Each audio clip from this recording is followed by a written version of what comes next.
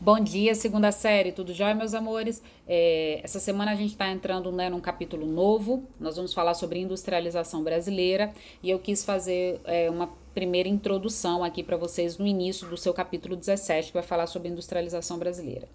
Industrialização brasileira é extremamente importante. Tá? Então vamos analisar, a gente vai falar hoje só do início do processo da industrialização, depois a gente vai se aprofundar, mas eu quero que vocês entendam aqui umas coisas, tá? O que a gente teve, o que nós vivenciamos aí? Nós estudamos primeiro a industrialização de uma maneira geral, né? A industrialização no mundo, começando lá na Inglaterra, depois, né, na Revolução Industrial lá na Inglaterra, depois ela começa a se espalhar para a Europa, depois ela vai chegar nos Estados Unidos e aí ela vai chegando nos outros países.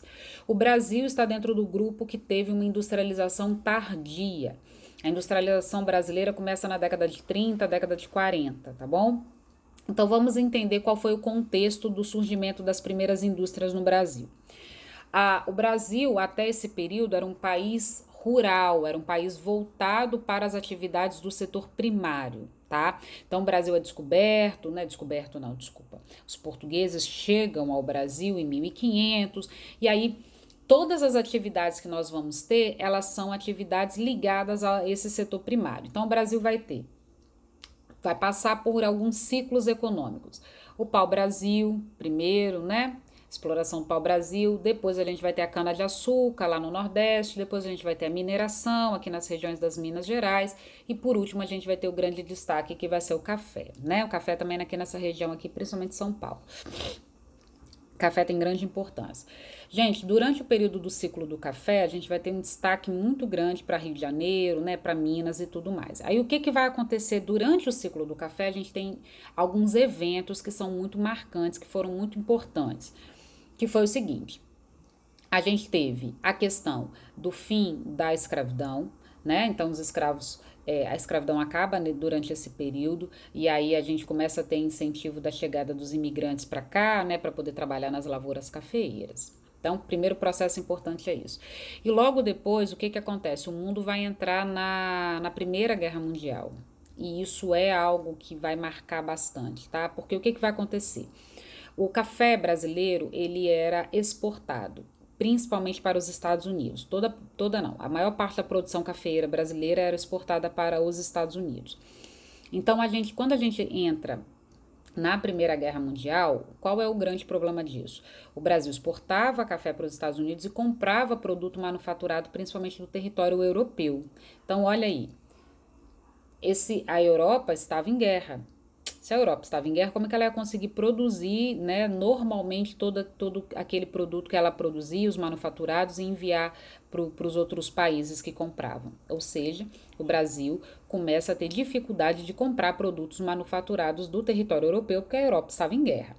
Segundo evento que vai desencadear a industrialização brasileira, os Estados Unidos entram em crise em 29, né? A crise da Bolsa de Valores de 29. Então, o Brasil comprava a manufatura da Europa e vendia o café para os Estados Unidos. Então, o Brasil começa a ter dificuldade na época da Primeira Guerra Mundial, que acontece antes da crise de 29, de comprar o produto manufaturado e depois ele vai começar a ter problema para vender essa matéria-prima para os Estados Unidos, porque os Estados Unidos vão parar de comprar em grande quantidade de café, porque eles entram em crise em 1929, né? A quebra da Bolsa de Valores de Nova York. Então, olha aí o cenário armado. O Brasil não comprava tanto e não conseguia vender tanto. E aí a gente vai ter a crise da cafeicultura aqui no Brasil, aquelas cenas que já passaram até em novelas de época, que mostra a galera queimando café para tentar manter o preço e não vai conseguir, e todo esse processo vai acontecer aqui no Brasil. Então, a gente vai entrar em crise na cafeicultura aqui no Brasil. Esses fazendeiros, né, dessas grandes produções de café que nós tínhamos, esses fazendeiros, o que eles vão fazer?